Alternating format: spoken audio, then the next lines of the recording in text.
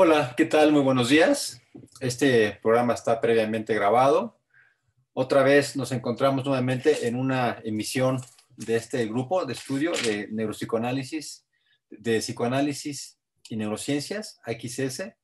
Y el día de hoy nos encontramos presentes como parte del seminario Alejandro Sandoval, Elena Fernández del Valle y Pavel Alejandro Flores. Y el día de hoy contamos con la presencia de Isamna Ángel Starr. Ahorita se los voy a presentar. En el día de hoy vamos a continuar con nuestro artículo, con parte de la conversación que estábamos teniendo en la sesión pasada, porque ahora vamos a revisar el artículo El soñar y el cerebro y el proceso y el cerebro autoorganizado. Y este artículo lo publica Kahn, Krippner y Alan Campos, y es una continuación de lo que veníamos tratando en la sesión pasada, pero con alguna variante, ¿no? Por eso en la sesión del día de hoy vamos a comenzar un poco retomando lo que habíamos hablado en la sesión pasada y luego ya vamos a precisamente a pasar al artículo del día de hoy. Este seminario se está transmitiendo el día de hoy, que es este sábado a las 11 de la mañana. Y nuestro invitado del día de hoy precisamente es Itzamna Ángel Starr. Isamna Ángel Starr. Él es psiquiatra por el Instituto Nacional de Neurología y Neurocirugía. Tiene la alta especialidad en medicina del sueño en el Instituto Nacional de Psiquiatría Ramón de la Fuente Muñiz y es el autor del capítulo de Neurobiología del Sueño en la tercera edición del libro Guía Clínica para el Diagnóstico y Tratamiento de los Trastornos del Sueño. Entonces, afortunadamente contamos con la presencia hoy de Isamna, porque varias cosas que quedaron en interrogantes, pues tenemos a alguien con otra especialidad que nos puede ayudar más con sus criterios y su postura. Entonces, no sé, Alejandro, tal vez sería bueno empezar con estas dudas que teníamos. En el artículo de la sesión pasada, la idea principal es que teníamos una postura por parte de Hobson, que junto con Friston trataba de incorporar el cerebro, el modelo de cerebro de Friston, para explicar cómo es que él explica el sueño. Y él planteaba que precisamente el sueño podría ser una especie de ensayo predictor a nivel del sueño REM durante el periodo de sueño, que sirviera como modelo en la conciencia al sujeto que está despierto. Esa era como la tesis central. Pero ahí quedaron varios aspectos en la sesión pasada que quedamos con ciertas dudas. Entonces, queríamos empezar el día de hoy por esta parte para retomar lo que se habló en la sesión pasada y luego ya empezar con lo que en esta sesión se está postulando. Entonces, no sé, Alejandro, a ver, de una vez podríamos empezar con esta parte, ¿no? De las cosas que habíamos dicho en la sesión pasada. La conciencia dentro del sueño y seguir con el modelo predictivo, como dices, ¿no? Finalmente se trata de hacer predicciones, es el cerebro bayesiano, y están tratando también de explicar qué tipo de conciencia y qué es lo que está, con respecto a los contenidos, ¿no? Cómo se están manejando los contenidos y cómo se expresan dinámicamente. De todas maneras, lo que estaban diciendo es que esto no viene sin un costo.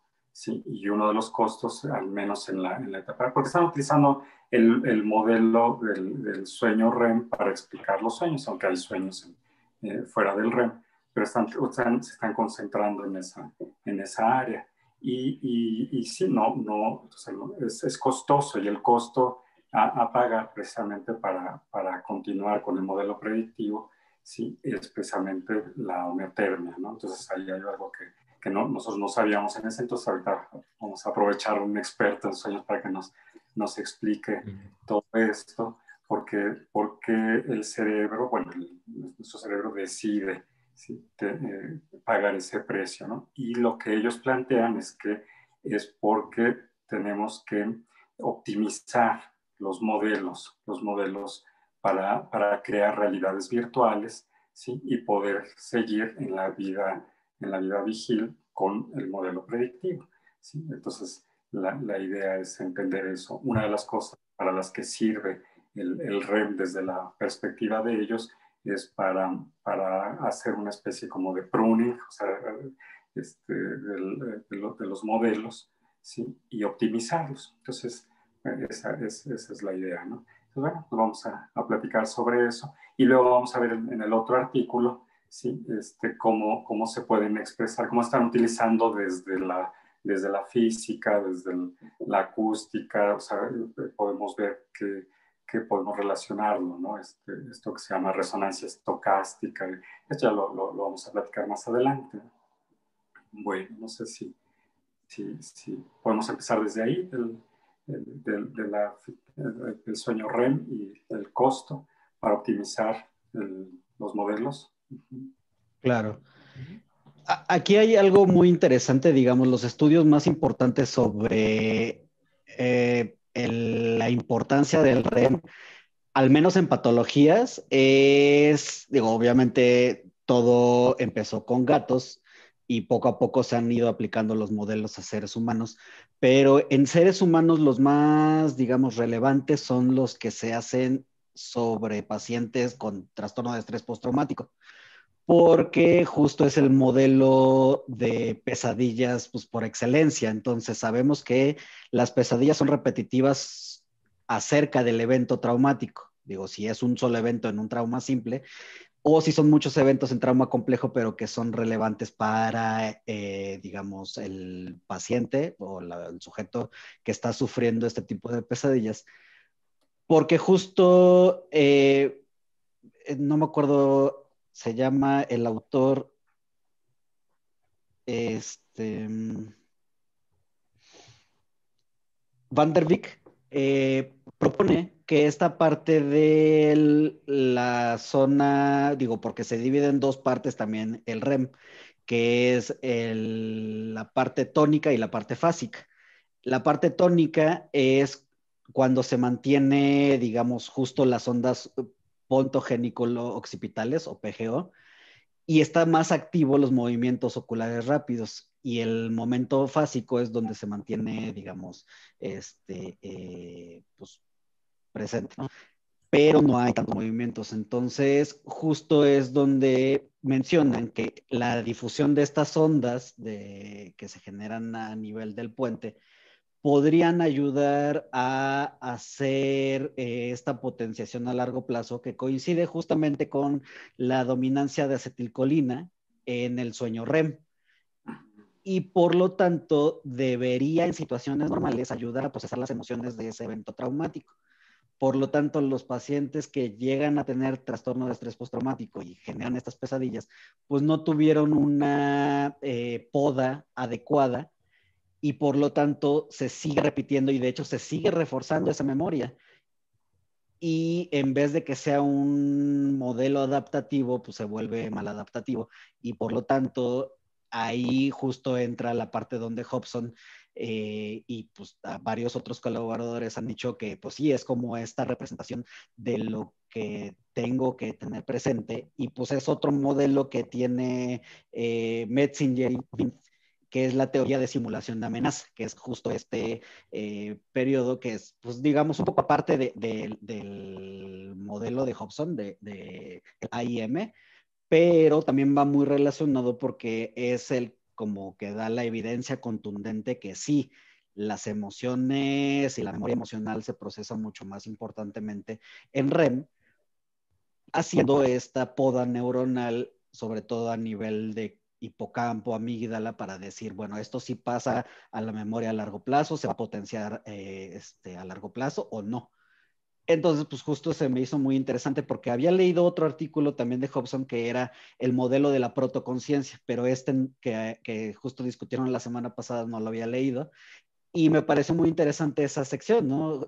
Cómo también va relacionando a la realidad virtual, eh, que mucho pues tiene que ver justo con esta representación mental de que están cerradas las compuertas de estimulación tanto del exterior como para que no salga, porque pues por eso no nos movemos. Y a final de cuentas es pues ver cómo puedo yo procesar emocionalmente todos estos eventos que me han sucedido.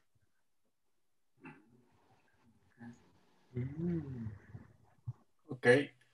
Entonces, el REM se parte en dos como fases, Ujú. ¿ok? Y una fase, ¿cuál es la que distingue de la otra? digamos, la parte activa y la parte pasiva, ¿no? Es una Ok. parte tónica que es la que suelta las ondas PGO muy frecuentemente, entre 3 a 10 veces por segundo. Y esas son las que producen como tal los movimientos oculares rápidos. Y eso es Ujú. lo que vemos en, por ejemplo, la polisomnografía, la electromiografía. Se ve que se están generando estos y pues digamos, no es que nada más pasen al puente, a los cuerpos geniculados y al occipital, sino que se irradian al resto de la corteza y por eso es que pasan, eh, o al menos en modelos con gatos y ratas, porque pues para estos, para saberlo, se tienen que poner electrodos de profundidad, pues no se ha hecho en humanos. Eh, y en ese periodo que dura, digamos, el 50% del sueño humor, es el tónico y la parte fásica no hay ondas pontogenículo-occipitales y por lo tanto no hay movimientos oculares rápidos, pero sí hay atonía completa del resto del cuerpo, sí hay el ritmo de fondo alfa en el electroencefalograma, digo, y en situaciones normales. Y por eso también es que se concentran mucho Hobson y en general todos los investigadores de sueño humor en la parte que se llama paradójica, ¿no? Que es la parte tónica, que es justo donde hay más actividad incluso que en despierto. Muchos comentan, ¿no? Pues es que hay la misma actividad, no, realmente a veces hay hasta más actividad en sueño humor que en despierto. Y de hecho, por eso es que también Hobson plantea, y junto con McCarley, que se pierde la regulación térmica, porque vale más la pena dejarle este procesamiento al cerebro, porque no solo se están procesando emociones, ¿no? Y no solo se están potenciando las simulaciones de amenaza, sino sirve para mucho más que todavía no se puede como discernir en ese periodo tónico. Ujú. ¿No? Y por lo tanto vale la pena esa vulnerabilidad a los elementos, que se pierda el núcleo térmico y el caparazón, para que podamos procesar todo eso que todavía no sabemos exactamente qué es. La pérdida térmica se da en las dos fases. O sea, sé que dijiste que se da en la tónica, pero ¿se da en la otra también? Sí, también se mantiene por completo, porque, digamos, no es que estén separadas, sino que van alternando. Hay un Ah, pedazo de tónica, digamos, 30 segundos, un minuto, y luego hay fásica. Un minuto, otros 2 minutos, y luego vuelve a regresar la tónica, ¿no? No se sabe exactamente por qué aparecen, porque a veces, digamos, si hay mucha estimulación cognitiva, no hay tanta actividad tónica, ujú. pero si hay estimulación afectiva, o sea, emocional, en ciertas pruebas, sí hay mucha actividad tónica. Entonces, se cree que sí es por mucho por el procesamiento afectivo, memoria emocional, memoria implícita, pero no está como tan a ciencia cierta comprobado como, por ejemplo, los usos de sueño. En los usos de sueño sí ya hay experimentos muy específicos que se sabe que es una consolidación de memoria explícita, pero en estos casos no tanto. Entonces, no se sabe el por qué hace un switch entre, por ejemplo, que sea de 30 segundos o que sea de 90 segundos o que sea más rápido. No, pero sí se ve que hay más actividad cuando hubo una estimulación afectiva durante el día. Por Ok. ejemplo, se han hecho pruebas con pues, estímulos emocionales como películas, fotografías, narrativa en primera persona, este, para estimular las emociones y en eso se ve que sí hay mucho más actividad. Mm. Oye, Sandra, ¿y qué tanto es la variación térmica que hay en este periodo? Y si hay alguna comprobación sobre si eso tiene algún efecto a nivel científico con la fisiología corporal. Ujú. En esto sí no estoy tan seguro. Parece que sí es una variación de 0.5 a 1 punto y cacho grados. Ahí es el último dato, es el que no me acuerdo en este momento. Que si bien no parece tanto, Este, pero el problema no es tanto esa variación en la temperatura, sino que se pierde los dos compartimentos que tenemos los seres humanos y en general todos los seres de sangre caliente.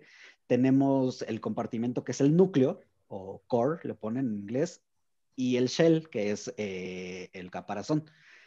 Eso es lo que se pierde principalmente. Entonces, por eso es que en ese periodo de REM tenemos esa variación de descender principalmente hasta 1 grado.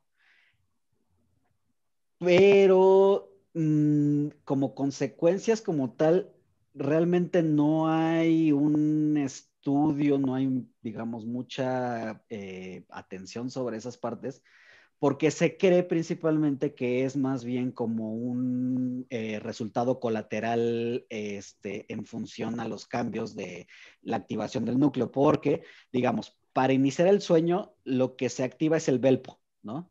Que es un núcleo a nivel de del hipotálamo, pero, eh, perdón, tenemos que, por así decirlo, verlo como el iniciador del sueño. Pero a la mitad del sueño, el que cambia de fases hacia REM podría llamarse que es el núcleo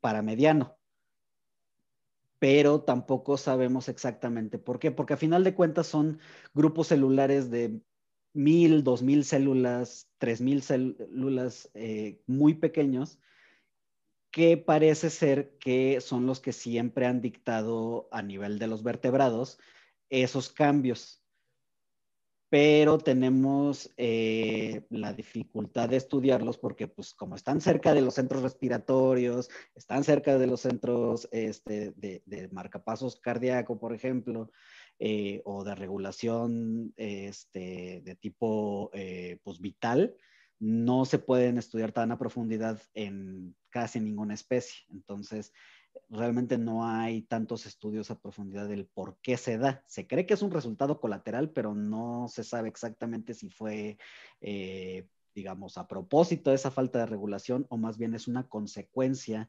secundaria a que esos elementos se utilizaban evolutivamente hace 100, 200 millones de años y casualmente se siguieron manteniendo hasta nuestra geno, el Homo, ¿no? Pero no se sabe. Pero digamos que el puro hecho de que todos los humanos soñamos y todos los humanos tenemos este proceso de cambio en la regulación térmica, entonces nos hablaría que en realidad tampoco tendría consecuencias fisiológicas importantes, porque todos lo padecemos, ¿no? Sí, exacto. Sería una Digo, en variación. casos sí, en casos extremos, digo, podríamos hablar de exposición a la a intemperie, pues probablemente sí nos ponga más en riesgo de presentar hipotermia, pero que haya como tal una consecuencia clara, no, no hay. Ok, ok, pues Incluso sobre la todo por... Perdón, del, Alejandro. del hogar, ¿no? Construir un hogar es parte de todas las especies que sueñan, ¿no? De alguna manera es precisamente para conservar ese estado, ¿no? Pero sí estaba pensando, es interesante el modelo, ¿no? Del estrés postraumático, precisamente porque es como Ujú. inscribir, pero en un disco que ya tiene muchas inscripciones, o sea, que ya tiene como muchas memorias previas. Y sí he visto estudios donde de alguna manera o sea, ya hay muchas inscripciones, incluso en la, ¿no? que viene. Entonces, como de repente se quedan los circuitos reverberando, pero debe de haber algo que promueve. O sea, no todo mundo, aunque tenga la misma experiencia, llega a tener la misma situación traumática. Tiene que haber algo que lo predispone, ¿no? En algunos temas, bueno, se llama la histéresis, ¿no? O sea, como que ya hay algo ahí que está contenido, ¿sí? Entonces, está interesante, ¿no? Y uno de los que nos interesan es cómo los sueños, ya cuando nos los narran, ¿sí? Se pueden leer, ¿no? No tanto, o sea, se pueden utilizar varias teorías para tratar de explicarlo, pero una este modelo precisamente para tratar de entender qué es lo que está haciendo el sujeto para organizar los modelos de su mundo, ¿sí? y cómo los utiliza en el día con día precisamente para manifestarse, ¿no? Ahí salen temas interesantes que sería el yo, lo que le llaman el self, ¿no? Que finalmente es un organizador de los contenidos mentales y que se liga también a las emociones, ¿sí? Es como la ligazón, ¿no? Las emociones y las cosas que va viviendo en el día con día, ¿sí? Y se va construyendo la noción de yo soy quien está viviendo tales cosas, ¿no? Entonces, por eso en el sueño que narran ellos es interesante, ¿no? Como la secuencia va llevando a la persona desde una especie como de estar lejos de la escena, nada más como observador, un psicópata, y de repente, ¿sí? Se va acercando conforme o sea, parte de su mente va organizando los elementos, ¿sí? Y de repente él es el que ya está actuando, ¿no? Se está ocultando, va, si me van a cachar los policías, ¿sí? O sea, y tiene que ver con el self, cómo se va involucrando en la escena. Y eso precisamente, pues después, ya en la vida vigil, pues es parte de la moralidad, de la ética, digamos, todo esto, ¿no? Yo tengo una pregunta. Ahorita estábamos hablando como de sueños y hablamos como de un sueño, mm, como, como que ese sueño permanece y tiene sentido. Por ejemplo, que me vuelvo un psicópata y de alguna manera me estoy escondiendo, ¿no? Pero creo que todos hemos soñado con que estoy haciendo algo, no sé, yendo al súper y de la nada cambio el sueño, o sea, como que es un cambio muy abrupto, ¿no? Entonces, esos cambios abruptos, ¿cómo o qué maneras hay de explicarlos, ¿no? Eso es interesante, que a lo mejor Itzamna nos puede orientar, porque parte de lo que estaban diciendo en algunos de los artículos es que precisamente es Ajá. el tono colinérgico, o sea, que son así como las mismas ondas, ¿sí? Entonces, por ejemplo, en una secuencia, ¿sí? Ujú. De secuencia narrativa, ¿sí? Lo que se puede observar es cómo tiene estos cambios. Y sí, hay una relación entre una escena y la otra y muchas veces no tienen nada que ver, como si estuvieran trabajando cosas completamente diferentes. Lo que se conserva es el self, ¿sí? Que muchas veces se acerca, ¿sí? Está ahí, o muchas veces se aleja, ¿sí? Digamos, como que tiene esto. Eso es interesante. Literalmente se pueden ver como si fueran ondas, ¿no? Yo estaba pensando, por ejemplo, si en la fase fásica no es colinérgico, si tiene, o es otra, es otro neurotransmisor, o se hace un silencio, no sé. Híjole, para tener esa precisión sí está un poco complicado porque, pues bueno, o sea, el mejor instrumento, o más bien el más utilizado, ha sido el PET, ¿no? Que pues es la tomografía por emisión de positrones. El problema del PET es que es lento, entre comillas, porque se tarda, por ejemplo, FDG, que es fluorodexoxiglucosa, que es el trazador más ocupado, ajá, el radiotrazador más ocupado, tarda como de 40 a 50 minutos en entrar, ¿no? Como glucosa, porque pues, por eso se parece tanto. Entonces no podemos tener esa precisión tan exacta con respecto a qué metabolito o qué metabolización está teniendo ese tipo de químicos. Por otra parte, tenemos el electroencefalograma de superficie que se hace en las polisomnografías y otro tipo de estudios. Por ejemplo, esos son como los más precisos, los que son monitorizados en pacientes que tienen epilepsia del lóbulo temporal que están a punto de ser operados. Pues se utiliza, digamos que ya se están implantando los electrodos de profundidad para revisar pues otras cosas, por ejemplo, para el sueño. El problema es que no son los modelos más naturales, porque pues obviamente tienen una patología de hiperexcitabilidad en justo la corteza temporal. Entonces, aquí más bien lo que han querido hacer son suposiciones con respecto a eso. Entonces, digo, se sabe que sí es cierto, el que lleva el control es acetilcolina, pero también ahí se mete todavía dopamina.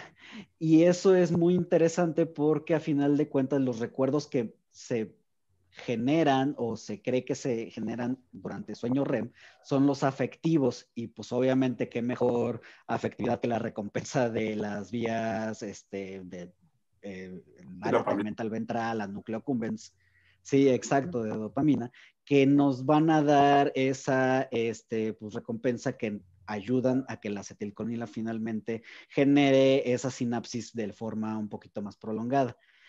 Pero así como decir, bueno, es que son los pulsos de acetilcolina o son los pulsos de nada más las ondas pontogénico-occipitales, no está tan estudiado. Entonces, digamos aquí, pues lo que nos sirve es justo son estos otros modelos de epilepsia, pero tampoco se han encontrado resultados tan concretos o tan unificadores, porque pues son sujetos 13, 14 sujetos, que se les graba 1, 2 noches, y pues finalmente tampoco es como tanto dato porque pues tienen un foco epileptógeno, entonces pues...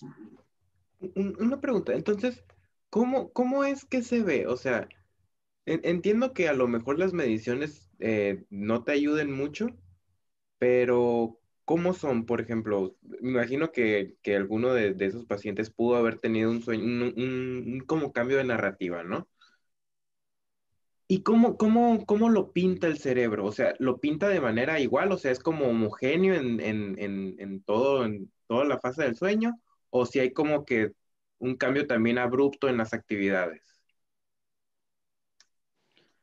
Híjole, aquí entra en juego otro modelo, que es el modelo del el Default Mode Network, la red por Ajá. defecto, Ajá. que en despierto sabemos que es para hacer pues como asociaciones libres, inspirarnos, divagar, ¿no? Lo que le llamamos soñar despierto, ¿no? El daydreaming. Pero sí se tiene muy estudiado porque fue de las primeras redes que se describieron, y se sabe que sí hay una permanencia del yo, ¿no? Que es a nivel un poco temporal, y hay otra zona que en la que se identifica como, digamos, la agencia de las acciones.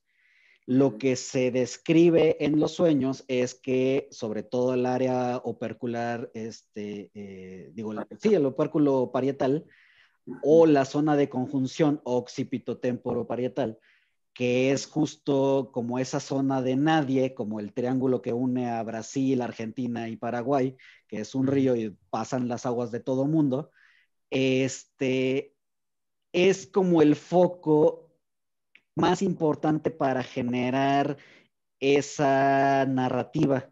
Y sí se ve que son pulsos, o sea, eso ya en resonancia magnética funcional. Sí se ve como descargas repentinas y se apaga y se prende, independientemente de las PGOs que se generan pues, a nivel muy basal en el puente.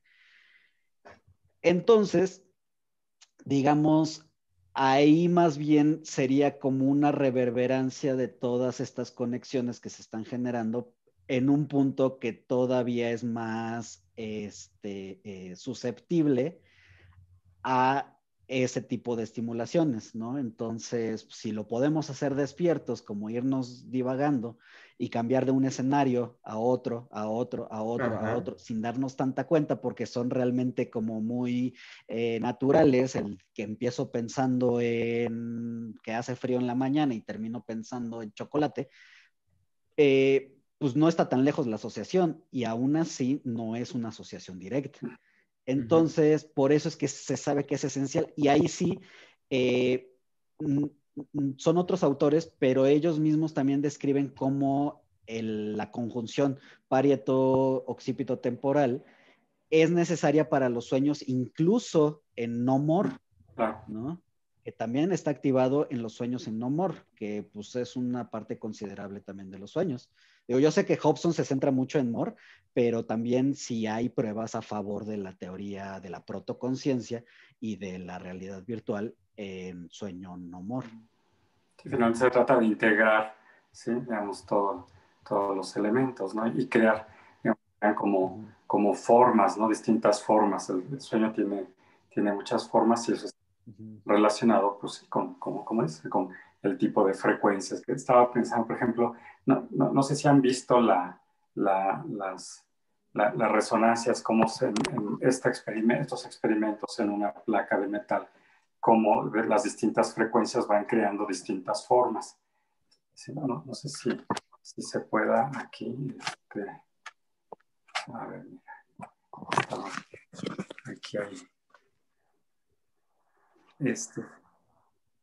digamos, pensando, por ejemplo, si jugáramos un poquito con la idea de que estos son una representación de los sueños, cómo las distintas frecuencias pueden generar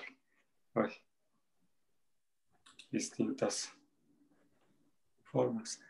Cuando funciona la computadora, porque si no, no, si no funciona. Si no funciona la computadora, aquí no quiere. Sí.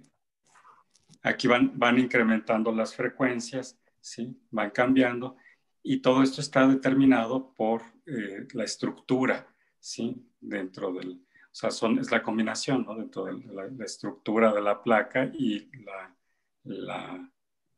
las frecuencias. Y estaba pensando que esta es una imagen que se puede utilizar también para los sueños, ¿sí? Como los cambios de frecuencia, porque de hecho pues, son frecuencias, independientemente de que tienen, digamos, tienen rangos, ¿sí? El alfa, el beta, o sea, todos tienen rangos de cómo va cambiando. No sé si, Pero obviamente, ¿qué da el movimiento, Alejandro? ¿no? ¿Mandé? ¿El movimiento qué lo da? ¿Qué es lo que hace que se mueva la sala? Es El el sonido. sonido, es un sonido, lo que Es un le van sonido. incrementando las frecuencias, ¿sí? Digamos. Una Y vibración. son vibraciones lo que genera en la placa, ¿sí? Ujú. Y eso va creando las distintas formas, ¿sí? Que de hecho es parte de la idea esto sería como un sistema autoorganizado, esto sería la resonancia estocástica, ¿sí? Que es lo que está planteando en el otro artículo, ¿sí? Son sistemas dinámicos, no necesariamente computacionales, son dinámicos y de alguna manera pues van creando todas estas cosas, ¿no? Entonces, bueno, pues hay muchas formas que crean, ¿sí? Digamos. Y todo esto es caótico porque está sujeto a los estados iniciales. A ver si pudiera cambiar esto. Yeah. Ahora ya se quedó atorado este aquí. Sí, y estaba otra de las cosas que estaba viendo, esta otra imagen, que son los atractores, que de hecho este es un modelo del yo, también se podría plantear, ¿no? O sea, el self. La idea es finalmente organizar, ¿no? Organizar el aparato mental, ¿sí? El aparato psíquico, organizarlo en torno a una serie de temas que le den sentido, ¿sí? Al sujeto, ¿sí? Entonces, cómo se van estos atractores. Los atractores básicamente se refieren a la conducta de un sistema, ¿sí? Y cómo están alrededor, ¿sí? De un punto. El yo sería uno de los atractores. Claro, se puede plantear la idea de separar los distintos atractores y crear varios atractores dentro de un sistema. Y eso sería un modelo para la patología mental, por ejemplo, ¿sí? Pues hay varias imágenes, ¿sí? Cómo se van construyendo. ¿Sí? Esto alguna vez Javier nos puso una imagen de las aves, ¿sí? De una parvada, ¿sí? Y así es, son sistemas autoorganizados, ¿sí? Y la otra es esto que planteaban en el artículo, es por ejemplo lo que están diciendo, o sea, tiene una narrativa y bueno, está recibiendo finalmente, hay una excitación, es una excitación por las ondas, PGO, y entonces se van creando distintas, o sea, dentro de la misma narrativa se van bifurcando, ¿sí? Esta sería una de las imágenes, lo que le llama la bifurcación catastrófica, y que de hecho esto es la representación de los fractales, que también lo mencionan en el artículo, ¿sí? O sea, cómo se van bifurcando, van cambiando y todo está sujeto a las condiciones iniciales, ¿sí? Entonces, finalmente están partiendo desde es la misma imagen, nada más que expresado, ¿sí?, en el plano tridimensional, y son los fractales. Entonces ahí lo interesante es cómo se están mezclando las distintas disciplinas, ¿no?, para tratar de darle un sentido desde el punto de vista neurofisiológico, partiendo desde ahí, desde lo más básico, hasta las representaciones mentales, lo que nosotros narramos como sueños, ¿sí? Entonces es interesante, ¿no? Pero finalmente la esencia es eso, la organización, ¿no? Tratar de organizar, ¿sí?, todos los elementos en un contenido que sea manejable. Entonces se necesitan literalmente podar un montón de cosas que son irrelevantes. No sé si...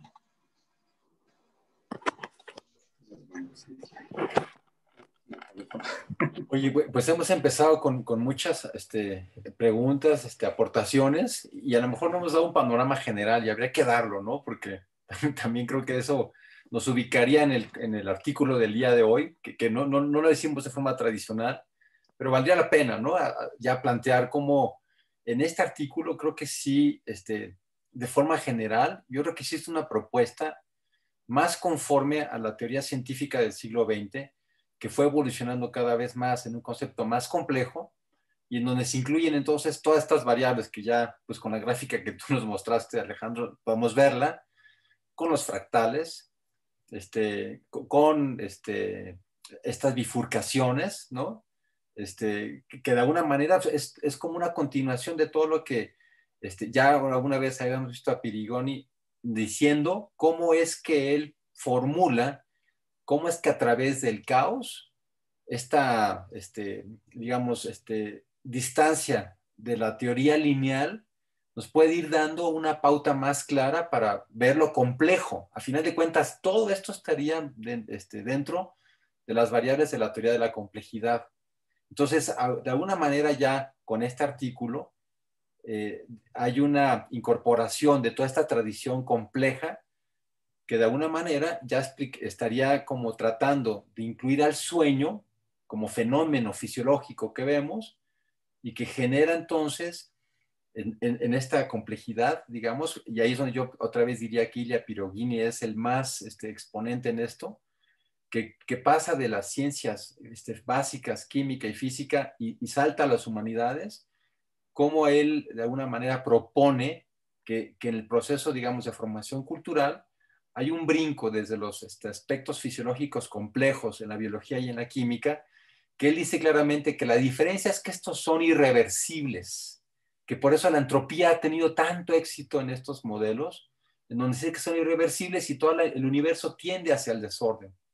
Pero aquí es donde Pirigogine dice que hay un salto epistemológico y que aquí habría que considerar que son procesos reversibles, en ciclos, y que de alguna manera con eso se generan todos los procesos en los procesos biológicos y culturales que dan la famosa autoorganización de las estructuras disipativas.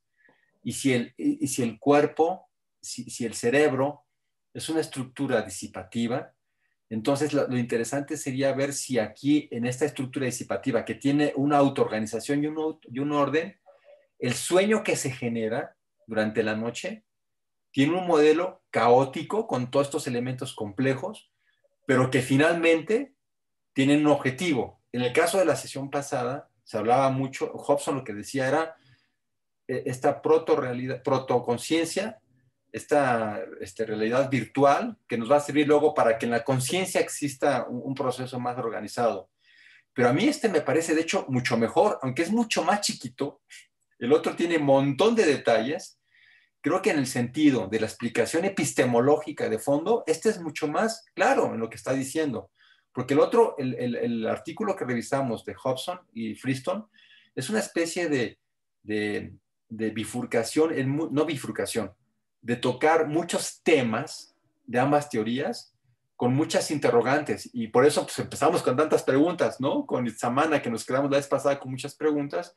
Pero en un artículo muy corto, dice claramente que él propone una incorporación de todo el sistema complejo en la producción precisamente de esto que es los productos caóticos que luego finalmente darán pues procesos más importantes en la conciencia, ¿no? Y que además va de la mano de como contribuciones como más interpretativas psicoanalíticas, donde nosotros estamos captando otro tipo de fenómenos que también de alguna manera van a poder contribuir desde esta perspectiva del caos, pero que finalmente pueden tener que ver con estos procesos conscientes, ¿no? Pero bueno, yo quería poner, es como el artículo del primero así, para que entonces ya también tuviéramos una discusión y siguiéramos en el conversatorio, pero haciendo los contrastes entre este artículo del día de hoy y el de la sesión pasada, ¿no? Como términos generales.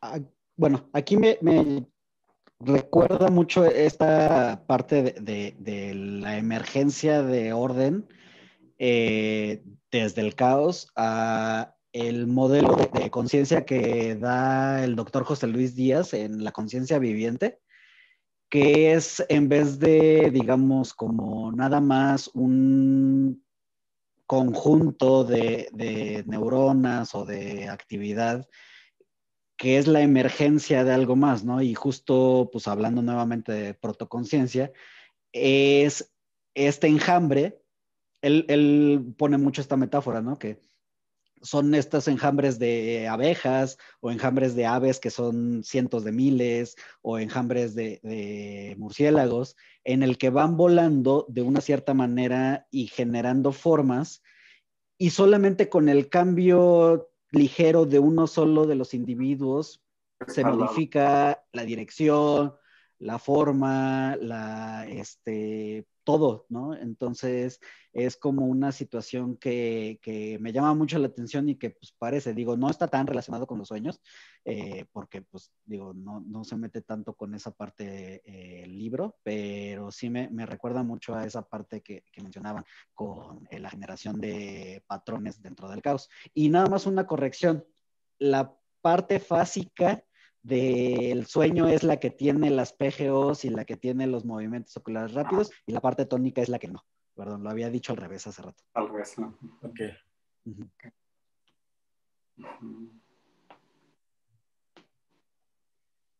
Ahora, y acá también, desde la vez pasada se hablaba, qué bueno que ya lo comentaste, ¿no?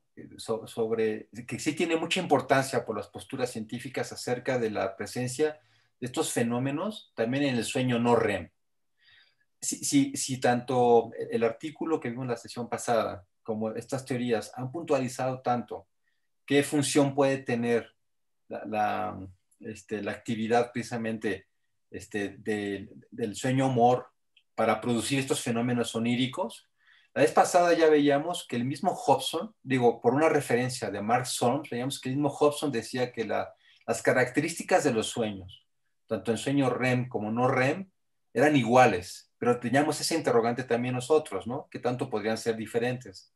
Entonces, si es muy importante porque si todo se está basando en la actividad de la PGO, entonces de alguna manera que haya esta actividad onírica sin sueño no REM, entonces sí sería trascendente precisamente que, pues, ¿qué importancia tendría, no? En el sueño REM precisamente si son iguales. No sé ahí también qué piensas, Samana, porque ya nos habías comentado algo, pero si nos ratificas estos hallazgos que nosotros veíamos, que son iguales los sueños REM y los sueños no REM, y qué implicaciones tienen en la teoría de la actividad PGO, ¿no?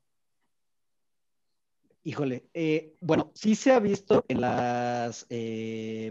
¿cómo se llama este tipo de estudios?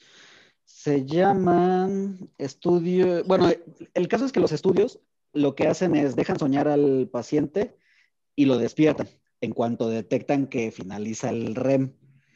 Pero también hay otro tipo de estudios en donde los despiertan, por ejemplo, justo cuando está empezando el REM. Y hay otros que los nada más registran sus sueños al terminar toda la noche. Entonces, alertamiento serial se llama, en el que los despiertan de forma serial y pues les ponen a registrar. Sí se ha visto que las características del sueño MOR, o sea, de la actividad onírica del sueño MOR, es mucho más bizarra o más extraña, más sin sentido, más Más del... alucinatoria, delirante, perdón. Eh, en cambio, en el sueño que existe en No More, que es menos del 30% de la actividad onírica, o sea, ensoñaciones como tal, sí se ha registrado que son sueños menos extraños, más de actividades del día a día, eh, que podrían incluso confundirse con recuerdos. Pero sí, definitivamente en sueño no more no hay como tal PGOs. Las PGOs empiezan, de hecho dan la pauta para el inicio del sueño more. Lo que sí hay es esta activación del opérculo parietal en los sueños no more, ¿no? En las ensoñaciones durante la actividad no more. Esa es como la diferencia principal entre ambas. Esa es y debe de haber una relación entre unos y otros, finalmente, porque el sentido es que el sistema se mantenga en movimiento, como dicen, ¿no? Que se mantenga en movimiento y que se vaya optimizando la noción del self, ¿no? La noción del yo, que se vaya optimizando. Entonces, por ejemplo, en el sueño more, ¿sí? Sería, siguiendo la imagen que pone ahí Hobson, sería como cuando le dicen a un niño, ¿no? Baja a comer. Y el niño dice, sí, nada más mato 4 o 5 enemigos y bajo. O sea, como que tiene ese elemento. Y en el no more es el niño haciendo su tarea, ¿sí? Vamos, como que tendría eso. Pero finalmente la idea es el yo, ¿sí? Se mantiene, ¿sí? Sería una de las cosas, ¿no? Sí, parece más rico, ¿no? Y parte de lo que estaban diciendo es que finalmente todos estos trenes que serían de activación son precisamente para que el sistema se mantenga y vaya generando, digamos, como distintas alternativas para optimizar las memorias, para optimizar sus modelos, ¿no? O sea, es esto de hecho, la resonancia estocástica es precisamente eso, ¿no? Introducir ruido blanco, ¿sí? Para incrementar una frecuencia, ¿sí? Que será la frecuencia. Y aquí son precisamente estos trenes de activación, precisamente para activar o desactivar, porque también puede ser eso, activar o inhibir, ¿sí? Las distintas memorias que se debe de integrar, que no se debe de integrar, para que construir una noción del sí mismo a través del tiempo, ¿sí? Digamos, en la temporalidad, ¿sí? Que me recuerda mucho esta imagen, ¿no? Que alguna vez habíamos platicado sobre qué es la personalidad, que es lo que estamos evaluando todo el tiempo, ¿no? La personalidad, como la describía Henry A., era el yo en tanto dueño de su carácter, autor de su personaje, artesano de su mundo y sujeto de su conocimiento, que es toda la integración. Y eso es lo que me parece que está sucediendo en el sueño. Se optimiza precisamente para que al despertar tenga esa imagen. Se van integrando todos estos aspectos. Claro, es especulativo, por supuesto, pero bueno, muchos lo están platicando, ¿no? En los artículos.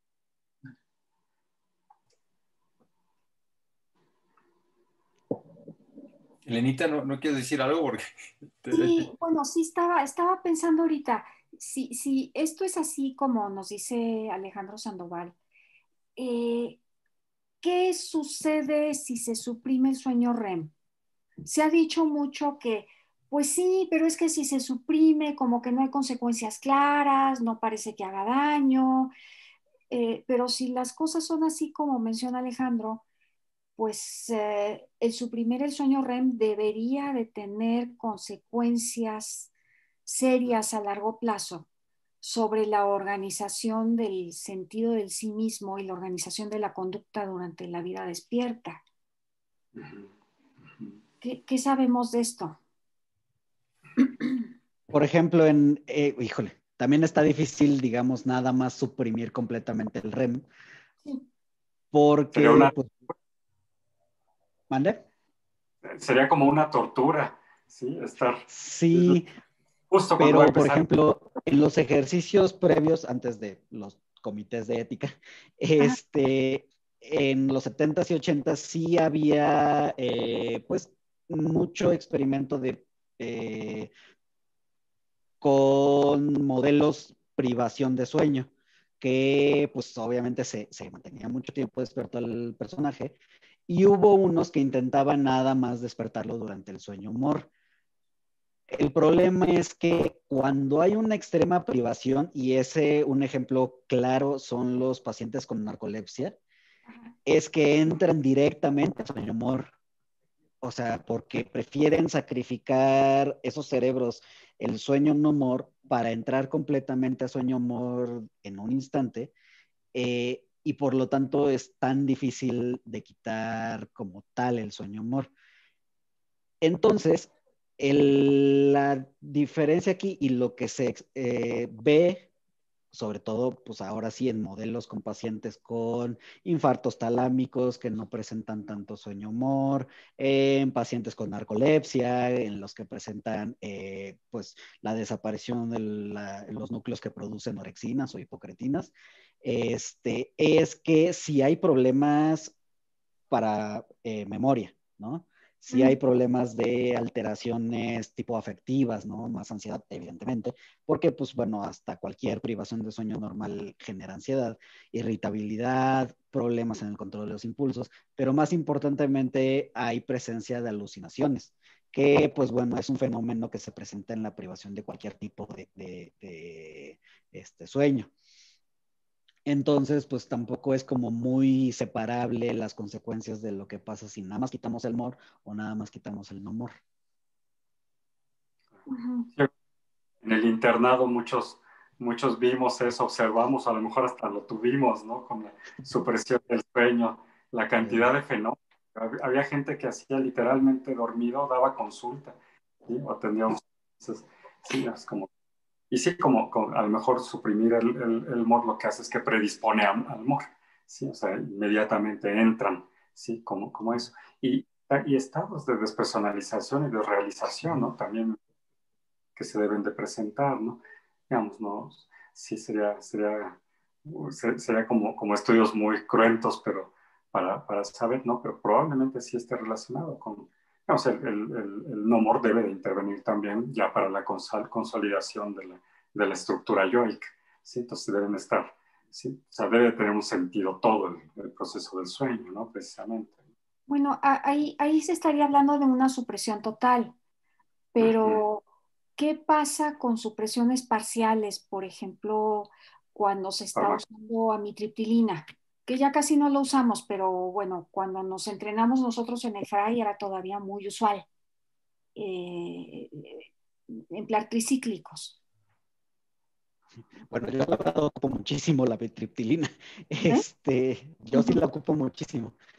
Ajá. Y justamente, digamos, lo que se ha visto, pues como es, digamos, bueno, es que aquí hay un problema entre padecimiento y la solución. Porque, digamos, los estados de hiperalertamiento, háblese de ansiedad más insomnio, háblese de ataques de pánico más insomnio, háblese de trastorno de estrés postraumático más insomnio, tienen una característica que no dejan entrar ni a sueño profundo de no more, N2, N3 y después a MOR. Y casualmente cuando se dan, ya sea duales o tricíclicos, la diferencia también del problema es que sí, suprimen la actividad colinérgica, pero también están suprimiendo la actividad de noradrenalina. Entonces, pues se termina compensando, digamos, no se sabe exactamente por cuáles vías, porque si bien es muy anticolinérgica la mitriptil, también regula mucho la producción de norepi, entonces termina siendo más benéfico porque terminan entrando a sueño profundo y a final de cuentas compensan esos estados de hiperalertamiento. Ya. Pero sí, ese es el problema, que aquí se mezcla tanto la patología como el tratamiento. pero digamos con otros fármacos más anticolinérgicos, por ejemplo, cuando se da anticolinérgicos para pacientes que tienen discinesia tardía, sí se ve que hay mucho menos consolidación de memoria, sobre todo implícita. Esa es como la característica. También por eso no era tan evidente en los experimentos iniciales, y ahora se está tomando un poquito más conciencia de esto, porque sí se está viendo que el NOMOR sí es muy, digamos, claro la función que tiene sobre la memoria explícita y no afectiva. Entonces, por eso también es un poco más difícil de contabilizar qué tanto está pues, mi memoria afectiva y mi memoria implícita. Entonces, justo es donde se están empezando a hacer cosas más de interés. Pero sí, el problema con los pacientes que se les da mitripty es que terminan compensando porque, pues, si se les quita la reacción del núcleo, del locus coeruleus, perdón, pues terminan descansando mejor porque eso a la vez impedía que entraran a sueño profundo. No, y eso nos diría que lo importante no es nada más que le hagas a un neurotransmisor, sino el balance entre todos los que están interviniendo, ¿no? Uh-huh. Sí. Oye, y yo quería usar ahorita que ya estabas comentando así las cosas. Te voy a hacer una pregunta que no es ni científica, ni adecuada, ni bien estructurada, pero muy útil y que me importa mucho saber tu opinión. En tu opinión, ¿para qué sirve el sueño? El sueño, me refiero al soñar, no el sueño amor, el soñar. ¿Para qué sirve, Samana? Ahorita que empezaste a hablar de esto, ¿para qué sirve soñar? Híjole, yo sí voy mucho con la idea de Hobson, de que es como la protoconciencia y un ensayo de realidad virtual. El doctor Salín también pues, lleva mucho tiempo investigando sueño y una vez creo que íbamos en su carro y me platicó así, no, pues para mí es eso, ¿no? Es como un pasarse películas repasando y generando proyectos a futuro.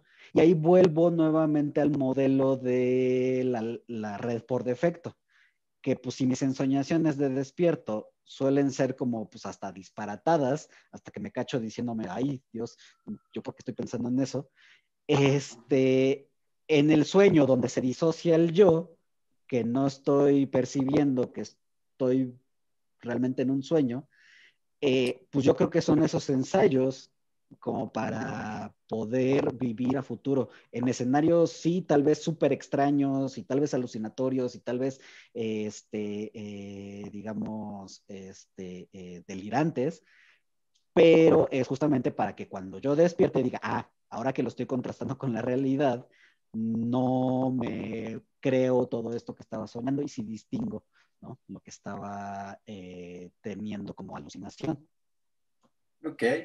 Y la pregunta yo sé que no es científica, pero no importa, ¿no? Porque sí nos permite postular este artículo en particular el día de hoy en un posicionamiento donde si nos vamos a acercar a la complejidad del sueño, este artículo que sí habla desde la teoría de la complejidad y que habla de los procesos de autoorganización que se van dando precisamente en el soñar, sí nos invita a que podamos hacer una discusión sobre qué importante es o no un acercamiento complejo que no lo da el positivismo, que no lo da la fenomenología, que sí lo da la hermenéutica. Entonces ahí un poco, a lo mejor en la conciliación de las ciencias y en el puenteo sobre los diferentes saberes, sí me parece que con este artículo estamos en una posibilidad de acercarnos puenteadamente a posturas fenomenológicas como las de Hobson, a posturas hermenéuticas como las del psicoanálisis, ¿no? Porque entonces, si vemos que estos movimientos caóticos que hemos estado describiendo son precisamente formulaciones que hace la mente al momento de soñar, creo que este acercamiento hermenéutico psicoanalítico contribuye en la complejidad a darle también una interpretación, digamos, a posteriori, con la ventaja de que no solamente es la descripción de que es la ficción de lo que yo creo que puede pasar, sino que si hay un experto clínico que está ahí trabajando con el paciente, se puede también como darle una interpretación retrospectiva de qué significados tiene para ese paciente, no solamente en el sentido ficcional de construir una protoconciencia, sino también en el sentido afectivo, de la compleja vida afectiva de un paciente, ¿no? Me gustaría ponerlo así para ver qué piensan todos, ¿no? Porque ya aquí sería como un puenteo científico, pues.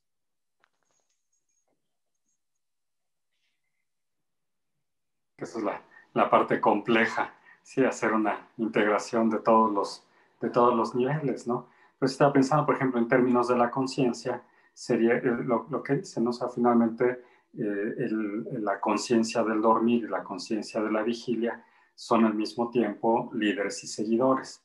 O sea, es un continuo, ¿sí? Digamos, uno lleva al otro y el otro lleva a uno. O sea, es como, ¿sí? Entonces, lo que sucede en el sueño es que se integran ciertos aspectos que permiten estar consciente en la vigilia, pero que a su vez permiten estar, ¿sí? en el sueño, ¿no? Consciente en el sueño. ¿Sí? Digamos, básicamente es un continuo. ¿Sí? Y claro, las diferencias las marcan los estados fisiológicos, ¿no? El desprenderse del mundo o conectarse con el mundo. Por un lado, parece que desconectarse del mundo al mismo tiempo crea otros mundos, otras probabilidades. De hecho, esa es la cosa, ¿no? En los sueños existen muchas probabilidades, se abre como el universo, por eso se hacen todas estas bifurcaciones y se crean todos estos estados, ¿no? Y al despertar,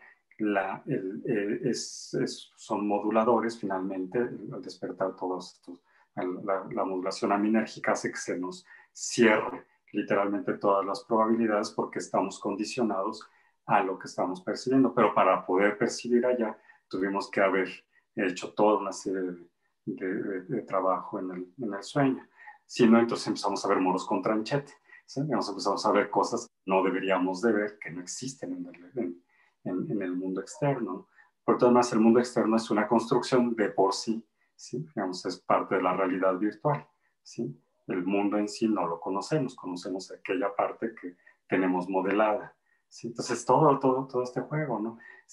Los sueños en ese sentido sería como verla, como ya la narración, es hacer como la ingeniería reversa de la narración y tratar de encontrar todos los niveles. Pero igual uno se puede perder y crear como teorías, que eso es interesante, porque muchas veces la teoría que a uno se le ocurre al estar haciendo la ingeniería reversa, el paciente o la persona o uno mismo utiliza esa fantasía para construir, ¿sí? O para ingresarla al modelo que tiene y con eso también se echan a dar una serie de procesos, ¿no? Entonces es algo curioso, ¿sí? Es como trabajar las distintas superficies, ¿no? Pero si no necesariamente científico, como dice Javier, ¿no?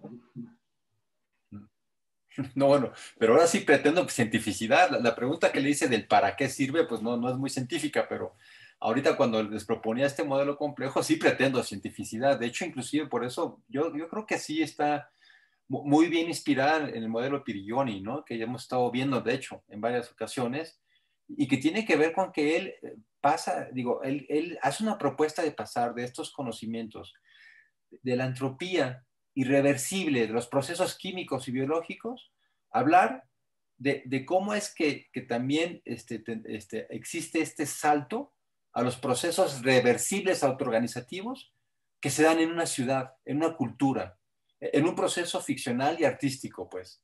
Entonces, de alguna manera, él mismo pretende hacer esta conjunción de conocimientos, ¿no? Y lo hace desde la teoría del caos. Y si hoy estamos viendo este proceso con este artículo, donde la propuesta es esta, a mí por eso este artículo me parece muy bueno, aunque sea chiquito, porque es conceptual. No es como el otro que es detallado y que es habla de diferentes puntos, pero el otro no integra también, porque el otro cuando quiere integrar la termodinámica no lo hace muy bien, porque él inclusive utiliza, la postura inclusive de Hobson en el artículo pasado es queriendo integrar el modelo de Friston, es que lo que el sueño pretende hacer es disminuir la complejidad, y él llama complejidad a la reverberancia de datos del sueño, ¿no? Para precisamente tener los datos más importantes. Si te fijas, la postura de Hobson en el artículo pasado, al querer integrar con Friston, es más bien, en ese sentido, diferente a lo que está proponiendo Prigogine con la complejidad, porque él está diciendo más bien al contrario. El sueño es para que nos quitemos de datos y vayamos al punto central. Y el otro es diferente, porque la resonancia estocástica en ese caso se definiría como el cúmulo de variables infinita. O sea, a final de cuentas, en la resonancia estocástica, no vamos a quitar las variables, ¿no? Se trata de hacer un proceso de acercamiento a la resonancia, a las variables aleatorias infinitas, ¿no? Y ahí es muy diferente a la postura de Hobson, pues.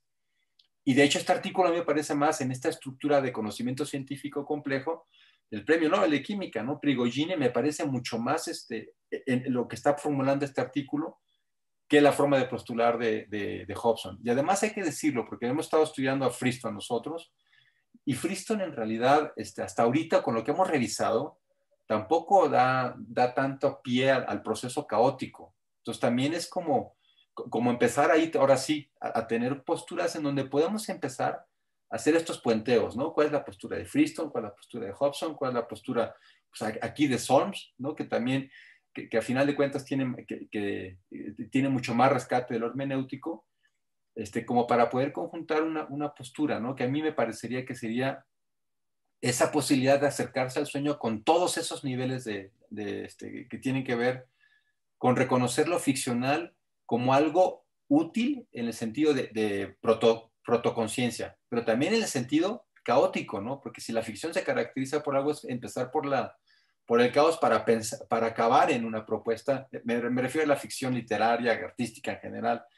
Es un primero caos, pero acaba en una propuesta también. O sea, sí, no es un caos que en ese sentido que se pierde, ¿no? Sino es un caos en ese sentido, la teoría del caos, que acaba con una propuesta. Pues, entonces, ahí yo sí creo que con lo que estamos empezando a formular con estos artículos, el acercamiento al sueño podría ser entonces como necesariamente complejo y sería como difícil quedarte con una sola, con una sola postura, pero siempre y cuando cada postura que tú vas asumiendo desde interpretador del sueño, desde acercamiento al sueño, la vas trabajando con la epistemología de origen que estás queriendo decir y la estás integrando a las otras que estás queriendo también integrar, pero con conocimiento de toda esa complejidad para que entonces no salga nada más como una especie como de champurrado sin nada, ¿no? Sino decir, oh, bueno, esto es hermenéutico, interpretativo, esto puede ser un poco más fenomenológico, esto es ficcional, esto es protocientífico, esto es de la protoconciencia. O sea, como ir reconociendo esos diferentes elementos, o sea, como darle peso a la complejidad. A ver, esto que estás planteando a mí me parece, desde el punto de vista del trabajo clínico, liberador, ¿no? Como psicoanalista entrenada en la psicoanalítica mexicana, se nos enseñaba que lo que había que buscar en los sueños era o el conflicto o tal vez si buscabas teorías así como un poquito más innovadoras, eh, cómo se va dando la evolución del sentido del self. Y ya. Pero en cambio, si estamos pensando en la actividad onírica como esta placa de metal en la cual se ponen a resonar los granos de sal según se aplican diferentes frecuencias, entonces interpretar los sueños desde ahí es como estarle ofreciendo a la persona, mira todas las posibilidades de formas de ser que te abre tu momento presente. ¿No? Y de hecho, ¿sabes qué? Ahí importante, Elena, se parece, lo que estás diciendo es Meltzer, ¿no? Con estas posturas del sueño como representación estética. Es decir, se abre la posibilidad de ir como generando con el paciente procesos creativos de ficción intersubjetiva en el proceso analítico para ir inventándose el paciente, ya no solamente como una interpretación pasada, sino de búsqueda inclusive. Y ahorita que hablaba sobre las ficciones literarias, ¿no? Me estaba acordando de esta novela de Murakami, El pájaro que da cuerda al mundo, en la cual hay un personaje que está en un impasse vital. Primero se le pierde su gato y después se va su mujer. Y se queda solo en su casa sin saber qué hacer porque además está desempleado. Entonces, lo que hace es que se encuentra que hay un pozo seco cerca de su casa. Le atrae mucho el lugar, no sabe por qué. Y consigue una escala de cuerda y se baja al pozo. Y son, no sé, 15 metros abajo, ¿no? Y se queda ahí, ¿no? Y luego alguien le quita la escala de cuerda y entonces queda atrapado en el pozo día y medio, con una botellita de agua que era lo único que llevaba. Pero entonces en este estado de falta de estimulación externa, metido en lo oscuro y sin saber si va a salir o no va a salir, pues se suelta a soñar, ¿no? Ahí sí el sistema por default le deja rienda suelta y alucina, recuerda, se imagina, imaginando si sale volando el lugar, en fin. Y a partir de esta experiencia en el pozo, comienza a reorganizar su vida, ¿no? Exactamente qué soñó, como que no importa tanto el contenido de lo que soñó cuando estaba allá adentro, sino esta experiencia de, mira, suelta todo, suelta las amarras, resuena de otra manera y vas a ver que puedes vivir de otro modo que el que creías que era el único posible para ti, ¿no? Organizarte desde Sí. de otra manera. Es que son los experimentos, ¿no? Con psilocibina, con LSD, sí, con todo eso precisamente. Sí, sí, sí, sí, sí. Una propuesta de una reorganización desde otro nivel, ¿no? A lo mejor guiado o no guiado, porque digamos, el chiste es eso, ¿no? Que sea guiado. Sí es interesante.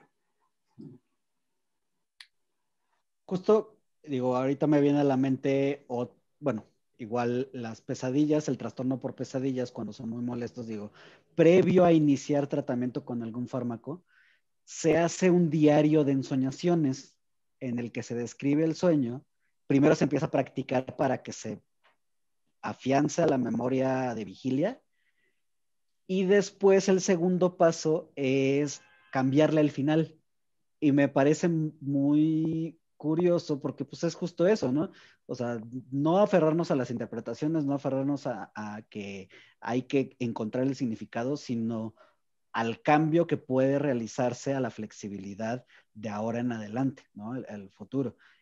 Y justo se ha visto que, pues sí, tiene mucho mejores resultados el diario de ensoñaciones que cualquier medicamento para dejar de tener pesadillas. Entonces, digo, eso sí es como muy curioso en ese aspecto y muy relacionado, como dice la doctora, ¿no? Entonces, me llamó mucho la atención esa parte que no lo había visto también por esa parte tan liberadora del cambiarle el final a tus propias historias. Y ese diario de ensoñaciones que hablas, está en estos estudios, o sea, ¿es nada más el diario o es un trabajo clínico con el diario de ensoñaciones? Es esto que estabas reportando. Se pueden hacer, digamos, el seguimiento, más que nada para la guía del cambio de final del cuento, por así llamarlo. Digamos, no es tan complejo el trabajo porque a final de cuentas el único fin es dejar de tener pesadillas. Realmente no hay otro objetivo, entonces la verdad es que es una herramienta súper sencilla, porque es muy cognitiva conductual. Entonces el objetivo realmente es eso, empezar a tenerlo más presente en la memoria y cambiar el final, punto.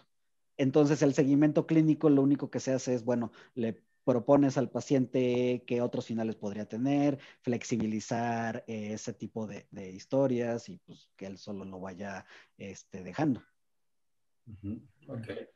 Ahora, pero fíjate, ahí el mismo artículo del día de hoy también habla ahí de que uno lee diferente Hamlet, cuando lee Hamlet y luego cuando lee el otro que es de Fortinbras, ¿o cómo se llama? Rosencrantz y Rosencrantz, ¿no? Pero ahí también, si te fijas, el mismo que está hablando de esto es que, en efecto, la nueva asociación te da nueva riqueza, en el sentido de que si haces este objetivo como de cognitivo-conductual, de cambiar el final, si eres muy práctico, a lo mejor pierdes también toda esa riqueza asociativa de que dice, oye, Hamlet como que tiene ahí cola que le pisen al papá, ¿no? Hay otras interpretaciones como posibles, gracias a que tienes otra fuente de entrada de información. Es decir, pensando en esto que decías, si me quedo nada más en el final feliz, que a poco los humanos somos de final feliz, ¿no? Que no somos un enredo interno todos, profundo, que hay que estar buscando asociaciones continuamente, que a lo mejor es lo que propone acá el artículo de hoy, ¿no? Que es como en la complejidad del proceso del soñar, va haciendo, en esto de la resonancia estocástica, pues cada nuevo proceso va generando nuevos cambios, ahora sí que por función fórica, en los lugares en los que va a ir cambiando, ¿no? Pero es gracias a darle como entrada a todas las posibilidades, no al final feliz, o no sé cómo lo han manejado exactamente, Itzamana, Sí, esta parte, ¿no? Como muy no, colectivo igual. feliz, final feliz, pues por eso Alterno. las películas de Hollywood son aburridas, ¿no? Porque pues, son ya muy fáciles, ¿no? O no sé cómo lo manejaron, así de cognitivo conductual, final feliz, nada más. No, es un final alterno que no causa tanta angustia como el quedarnos hacia la mitad. Realmente, pues ese es.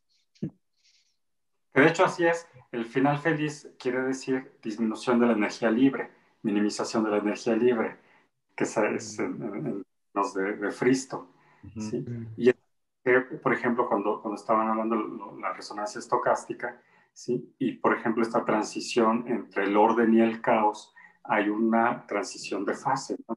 Entre el orden y el caos, ¿sí? Y se puede graficar así como el chiste es encontrar, le llaman las mínimas, ¿no? Las mínimas en donde hay una minimización de la energía libre y no Mínimo. estás en un periodo así, ¿no? En una elevado. Entonces el chiste es cambiar de un estado mínimo a otro estado mínimo, que sería el estado alterno, pero que al mismo tiempo le da sentido a las cosas, porque en el punto intermedio entre el orden y el caos, sí, que es lo que plantea la resonancia estocástica, si estás así como que entre que siempre, que no es como el switch puede estar en on o en off, pero no puede estar en medio, ¿sí? Digamos. Entonces a fuerza tiene que elegir entre un estado, se le llaman encontrar el equilibrio, ¿no?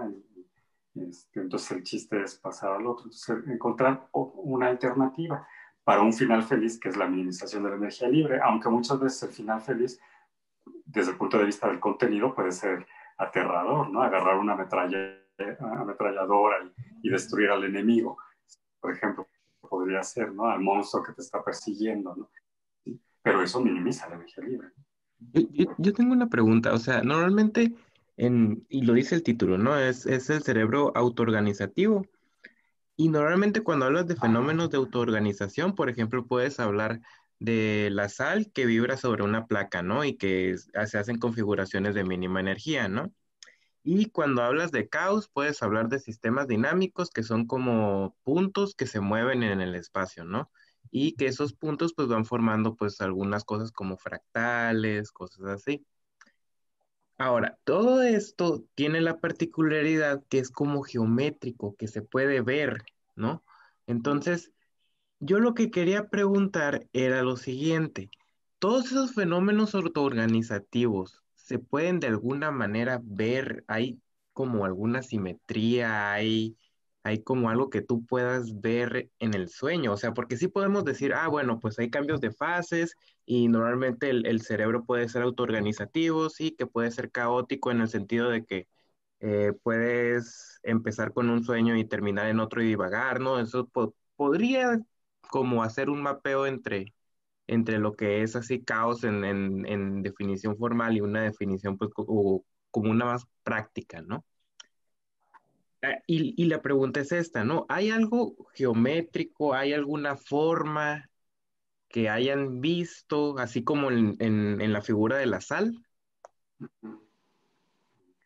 Traducirlo a una imagen, ¿sí? Por Ajá, ejemplo, digo, las conductas, yo me imagino, se pueden transformar en este tipo de imágenes, ¿no? Por ejemplo, una imagen que se repite, ¿no? Por ejemplo, un sueño repetitivo tiene ese patrón, ¿no? Entonces ahí hay una repetición, ¿sí? El espacio que te narra, ¿no? Cerrado, abierto, un campo, etcétera. O sea, sería como ese tipo, ¿no? Se me ocurre, ¿no? Que podrías representarlo así, Sí. A lo mejor y es que, por ejemplo, cuando hablas tú de eso, normalmente se dice que es como un unidimensional, o sea, que estás viendo como los picos, ¿no? Pero normalmente si lo graficas con otra cosa, a lo mejor ves picos y desfases o cosas así, y eso significa que está como en un atractor extraño, que es como lo que tú pintaste, que era la mariposa. Entonces, todas esas cosas son geométricas, son cosas que tú puedes ver, y está bien, ¿no? Porque pues más o menos, si te dicen que hay simetría en el universo, en los teoremas físicos te dicen que hay una cantidad conservada, ¿no? Que podría ser la existencia de la energía, ¿no? Entonces, la pregunta va en, creo que Itzaman, Itzamna. Eh, ¿Tú has visto algo geométrico, alguna figura que se autoorganice en el cerebro? O sea, puedes hacerlo como a lo mejor no, si lo partes, o sea, sé que el cerebro tiene simetría, ¿no? Igual que todo el cuerpo, ¿no? ¿Hay algo, algún comportamiento que tú de manera lo grafiques, lo veas con algún microscopio o algo así, que tenga simetría, que sea como algo geométrico para hablar como, si tú dices que algo es autoorganizativo, pues es como que lo autoorganizativo normalmente se puede pintar, ¿no? Se puede ver. Entonces, ¿hay algo así? Digo, si nos vamos a trazos muy sencillos, pues, o sea, desde los movimientos oculares rápidos forman como un rombo, unas flechas, o sea, los registros, pues sí, claro, van a formar ese tipo de impresiones, pues sencillas, ¿no? El problema es que no estamos hablando de partículas de sal inertes, ¿no? No Ajá. estamos hablando de frecuencias de onda sencillas como pues, irle aumentando de 20, 40, 60, 120 Hz, Ajá. sino lo que estamos hablando son de trillones de conexiones neuronales en 20.000 millones de neuronas que se están activando y desactivando de una manera, pues, cada día única, porque en cada cerebro las noches que pasan son completamente diferentes una a la otra. Ujú. Entonces, pues querer buscar un patrón así de simple creo que es un poco complicado porque a final de cuentas no lo hay, no hay como esa simplicidad en este tipo de desorden, si lo queremos ver así, de caos, pero aún así, o sea, emergen nuevamente, por ejemplo, los patrones en los hipnogramas de que primero es la predominancia de N3, ¿no? Y es como una escalera. Primero se predomina N3, después ya empieza a aparecer MOR, después empieza a consolidar MOR cada vez más grueso y finalmente ya es el despierto después de 6, 7 horas de sueño, 4 a 6 ciclos de estos, ¿no? Entonces, pues parece como una escalera, una escala tonal, digamos, tipo acorde o tipo, pero pues si buscamos patrones de ese tipo, pues los podemos encontrar fácilmente. El problema es que no son interacciones tan sencillas, ¿no? Mm, ok.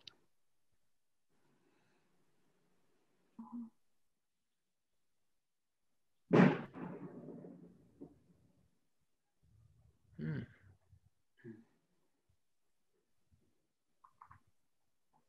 Por ejemplo, yo veía que hay, o sea, para entender el cerebro que sea de alguna manera como, o sea, el cerebro de alguna manera es un sistema complejo porque hay como muchas unidades interactuando unas con las otras, ¿no? Entonces tú dices, ah, bueno, pues entonces vamos a simplificar todo lo más posible, ¿no? Entonces vamos a agarrar una neurona y vamos a tratarla como un circuito, ¿no? Y de ahí se empiezan a estudiar las cosas, ¿no? Y luego también dices, ah, oye, ¿sabes algo? No puedo estudiar cada neurona en sí o no me sirve tanto, entonces haces como una teoría de campos en donde estudias pues un campo de neuronas, ¿no? Entonces, lo que hay ciertos patrones que se ven, ¿no? Por ejemplo, si lo ves como como si fueran libélulas, no sé si has visto al igual que cómo se comportan las aves cómo se comportan las libélulas, que por ejemplo, tú las pones las entrenas con una lámpara o si los pones ellas a brillar, empiezan como a sincronizarse, ¿no? Entonces, hay fenómenos que son los fenómenos de sincronización, de que esos como que también te dicen que es una manera de autoorganizarse, ¿no? Una pregunta, ¿en qué sentido tú pensaste en la autoorganización? Porque yo lo pensé en la autoorganización de manera que, ah, como que en el sentido de las libélulas de que, bueno, pues si tú estás brillando de esta manera, entonces yo con un cierto desfase también puedo brillar de esta manera, ¿no? ¿Cómo entendiste tú el fenómeno de autoorganización? Mm, Bueno, pues es que también estamos hablando de un cerebro que tiene, pues digamos, nada más en la especie humana 200.000 años, ¿no? Ujú. Más todo el proceso evolutivo que trae. Entonces, solamente hablando del proceso evolutivo de autoorganización, pues se generó el encéfalo y el sistema nervioso central, Ajá. por un lado, ¿no? Entonces, aparte, por ejemplo, aquí sí podríamos hablar, si creo que ya entiendo un poquito más la pregunta, es, por ejemplo, las ondas PGO. Las Ajá. ondas PGO es, entre comillas, un pequeño marcapasos, que no es realmente un marcapasos, realmente nada más es un centro donde se liberan la actividad de ciertas neuronas, pero hay que tomar en cuenta que son mínima cantidad de neuronas, son igual, nuevamente, 1,000, 2,000 en el Ujú. puente, son muy poquitas. Y pasan al cuerpo geniculado lateral porque pues finalmente pues es el relevo principal de la vía visual para pues llegar al occipital. Pero aquí es donde podría hablar un poco de autoorganización, emergencia, que Ujú. digamos esas ondas se difunden hacia amígdalas y hipocampo, hacia este lugar como mágico de Goldilocks, que es el opérculo parietal, el centro, pues la unión entre el occipital, parietal y temporal, y finalmente se irradia al resto del cerebro. Y por ejemplo, los movimientos oculares rápidos se dan por pura casualidad porque el nervio oculomotor está cercano, entonces es como por contigüidad. Entonces ahí yo vería un poco de esta autoorganización a la hora de, pues digamos, pasar ese mensaje como de onda expansiva, como de hongo después de una explosión atómica, o como de onda de impacto, después de que se genera en un centro tan pequeño que va llegando a relevos y se va generando tanta reverberancia, aumentando el volumen, hasta que finalmente llega a las cortezas, que son pues cortezas de asociación, cortezas que cumplen funciones, digamos, muy superiores, ¿no? Como imaginar, empezar a planeación a futuro, asociación de los sentidos, etcétera, ¿no? Creo que si bien por ahí podría ir un solo elemento de tantos que conforman el sueño, porque pues aquí estamos hablando de una sola onda. Entonces, en realidad, lo que es los movimientos oculares rápidos no, no sirven para algo, en realidad es consecuencia de nada más porque están como cerca de alguna parte que se activa, en realidad, o sea, sí pueden servirte así como, sí, científico, así como un indicador de que está sucediendo esto, pero en realidad no tienen un porqué, o sea, no tienen un para qué, mejor dicho. No, de hecho, a principios del estudio, Jouvet tenía la teoría de que podrían servir para trazar lo que estaba viendo el paciente dormido, ¿no? Y se intentó comparar, por ejemplo, con los perros que empiezan a correr o los gatos que empiezan a maullar o aullan, ¿no? Pero poco a poco, conforme se fue estudiando ya en los 80s y 90s, se vio que no son movimientos conjugados y eso es un requisito, digamos, como para centrar una actividad, ¿no? Ujú. Mis ojos, obviamente, no es que sea yo un camaleón y pueda yo ver para un lado y para el otro. Ujú. Entonces se vio que son movimientos desconjugados, que son movimientos aleatorios y que tienen que ver solamente con las PGOs. Entonces aquí tenemos pues justamente la evidencia totalmente en contra de que sean un seguimiento de actividad onírica. Ok. Oye, ¿y tu opinión del artículo, Itzamna, tu opinión del artículo? ¿Qué piensas del artículo? Me parece muy buenas las similitudes que hace, por ejemplo, con la resonancia estocástica. Me parece que, por ejemplo, hay otro autor, que también en este momento no recuerdo, que intenta hacer un símil, no intenta meter teoría cuántica ni nada por el estilo, simplemente hace el símil, por ejemplo, entre el principio de incertidumbre de Heisenberg, en el que no se sabe dónde está un electrón y no se puede saber la velocidad o la posición al mismo tiempo. Se tiene que saber o la velocidad o se tiene que saber la posición.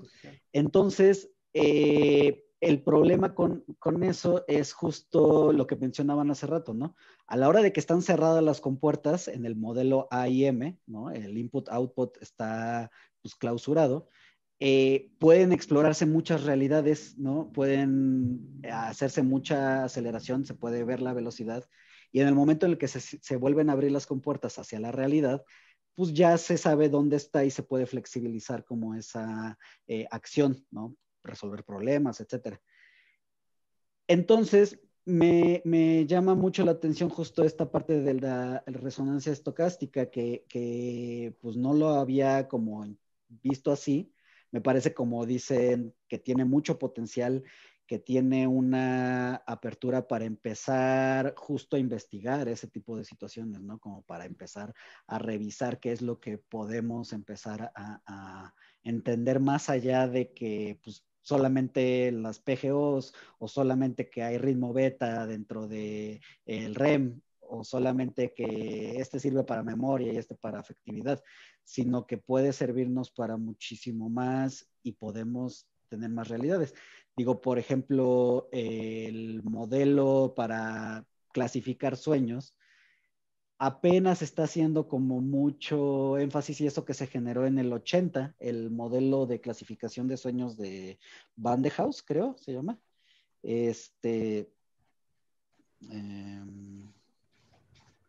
No me acuerdo cómo se llama el autor, pero creo que es Van de Haus,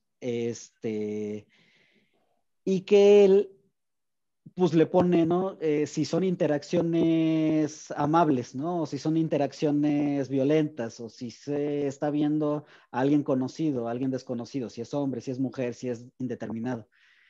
Y con esa clasificación apenas están empezando a hacer ciertas evaluaciones de por qué los hombres, por ejemplo, tienen sueños más violentos, ¿no? O por qué los hombres que tienen trastorno conductual del sueño amor, que es donde actúan sus sueños y se terminan pegando, fracturando y es, digamos, muy común en Parkinson, son tan violentos y contrastan tanto con la personalidad súper dulce de las personas que tienen Parkinson. Entonces, creo que sí hay muchísimo, muchísimo, muchísimo de dónde desenterrarle y dónde encontrar mucho más situaciones. Y por suerte o desgracia, la ciencia del sueño está en pañales, ¿no? Entonces, esa propuesta de la resonancia me pareció súper interesante porque sí, justo, digo, cuando lo mencionaron y cuando lo empecé a leer, vi en mi mente cómo se iluminó en la parte de los enjambres, ¿no? O como dice, de las libélulas, de las, que empiezan a brillar y son ciertos patrones reverberantes. Entonces, pues sí, falta muchísimo por entender de esa parte, pero creo que vale la pena empezar a hacer la interdisciplina en estas situaciones. ¿Y te hace sentido la propuesta del autor? ¿Te parece muy buena o te parece en algunas cosas favorable y tienes otras, como otras teorías distintas? ¿O sí te embona bien lo que está proponiéndose en el artículo?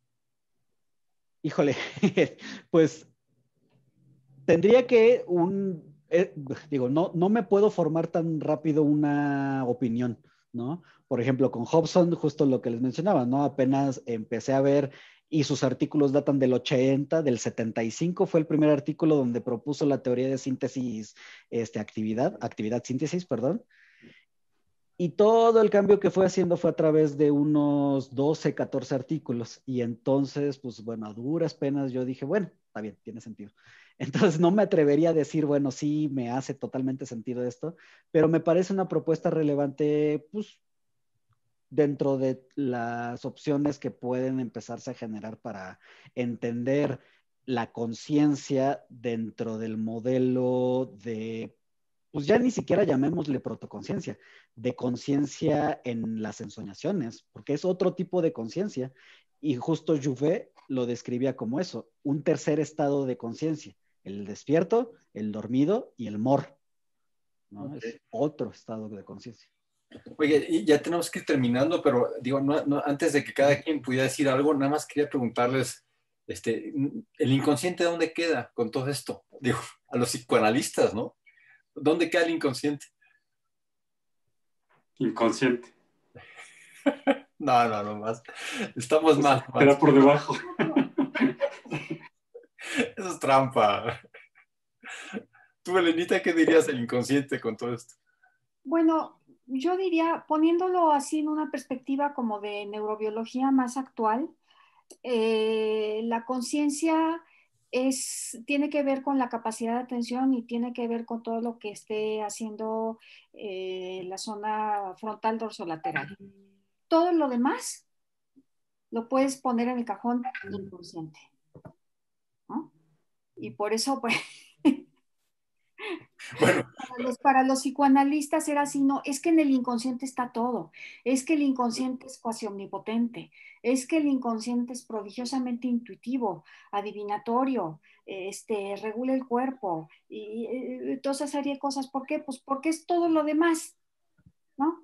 Todo lo que no es corteza dorsolateral frontal, ponle inconsciente, ¿no? ok. Bueno, pues vamos terminando, ¿no? Porque ahora sí ya el tiempo se nos está yendo. No sé si cada quien quisiera decir algo nada más para cerrar su opinión del artículo y de lo que hemos hablado hoy.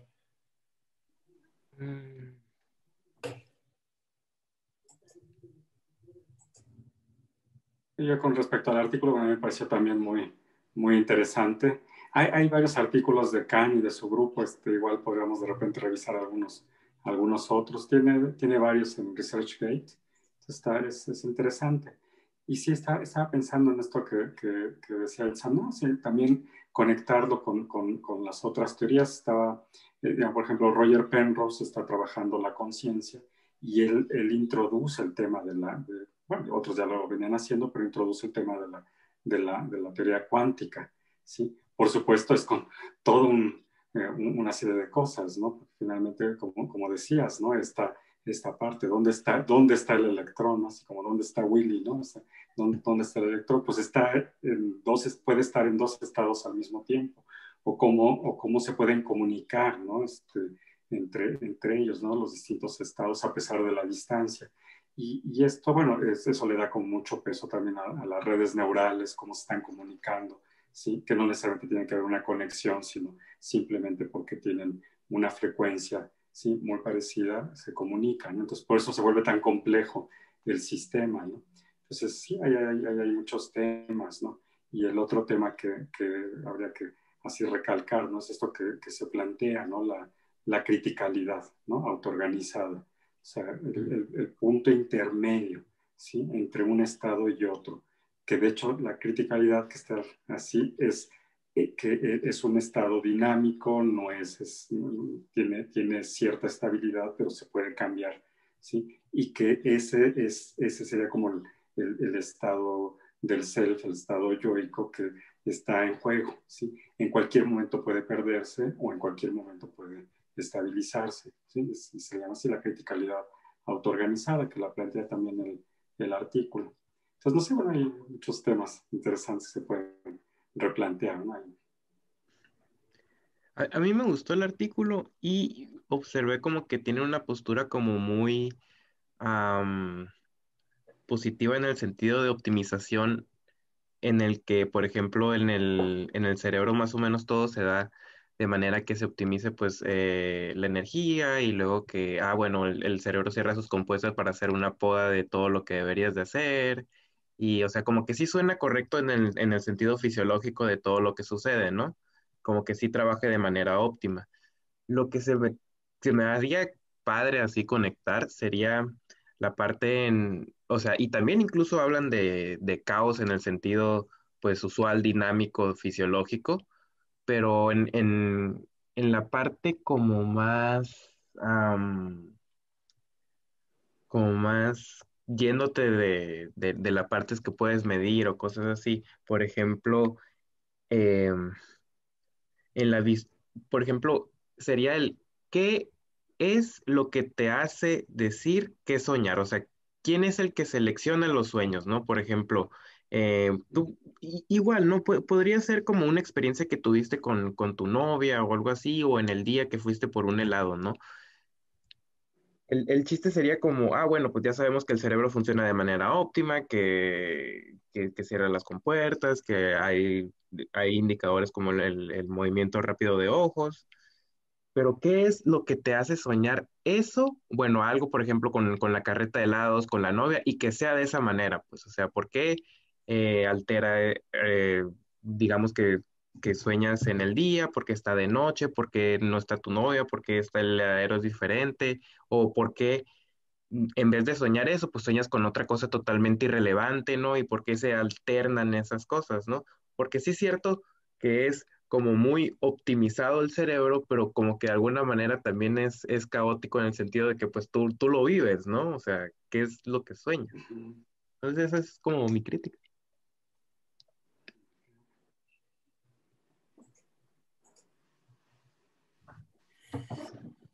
Elenita, Itzadna.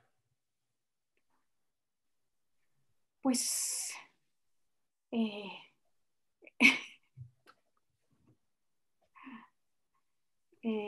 ya no sé, digo así como con qué me quedo, de nuevo me quedo con una sensación de gran liberación respecto al esquema psicoanalítico clásico, en que tenías siempre que ir a buscar el conflicto y el conflicto era, por excelencia, el conflicto edípico. Esta sería la respuesta a la pregunta de Pavel en cuanto a por qué es lo que hace que soñemos cierta cosa. La respuesta en psicoanálisis clásico es esa: cómo están configurados tus conflictos inconscientes. Eso es lo que hace que sueñes ciertas cosas, ¿no?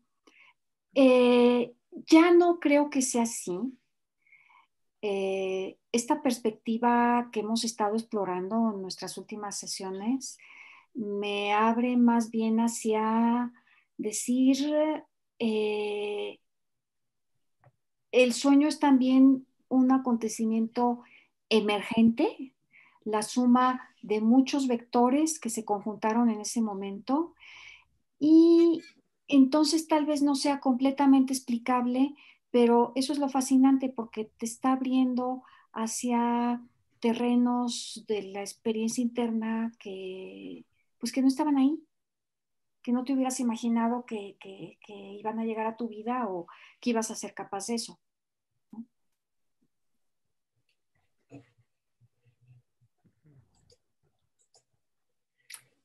Itzadna, algo que quisieras concluir para el día de hoy.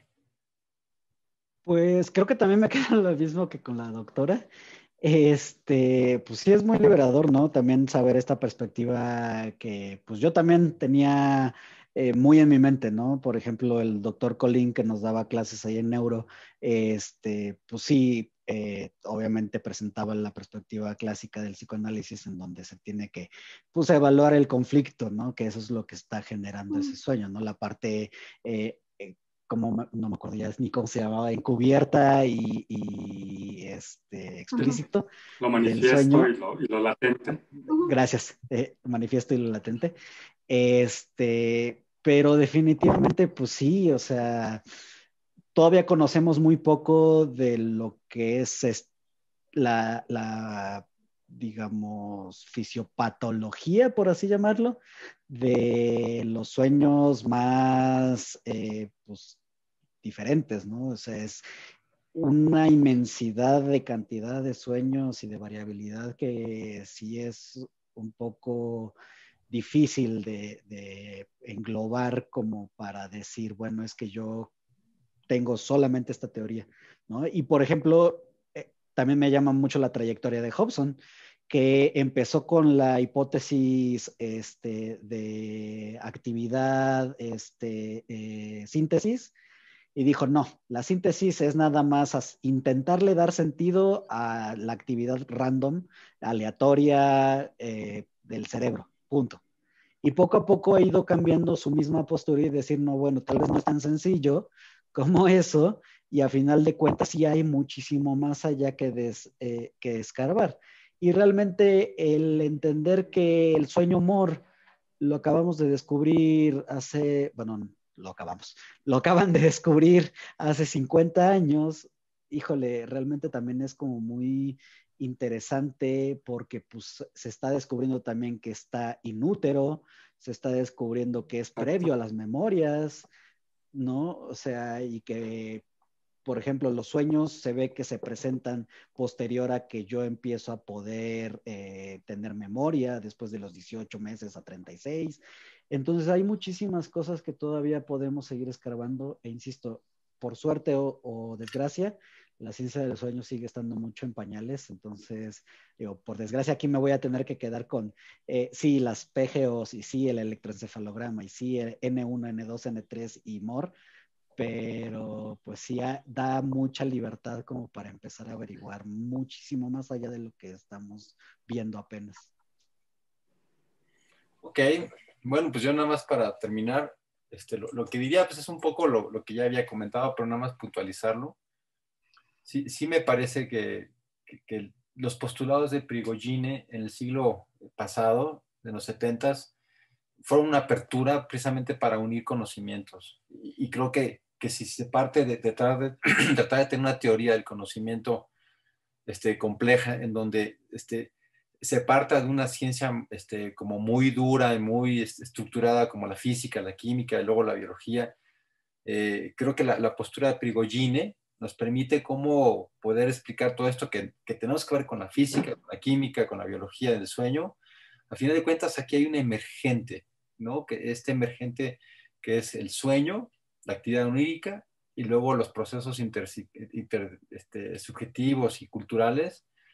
Es un emergente que nos habla precisamente que estas estructuras disipativas tienen una potencia tal que nos permite entender esta conexión entre los aspectos más hermenéuticos del sueño y los aspectos más biológicos y que están de la mano y que ni modo, o sea, si estamos en esto, sí es importante que los conozcamos, ¿no? Digamos, sí creo que el problema más bien radica en tratar de tener una sola postura epistemológica y desde ahí moverte, porque sí creo que ahí de repente sí podemos ser muy necios a la hora de hacer clínica. Y me refiero al psicoanálisis que pues, ha hecho pues, mucha labor muy, muy interesante en todo el siglo XX, pero también creo que no estar bien conectada con esta área también puede ser parcial, ¿no? En la forma de abordar el problema. Entonces creo que estamos, ante tantas cosas, tendríamos que estar en ese movimiento de toda esta complejidad, ¿no?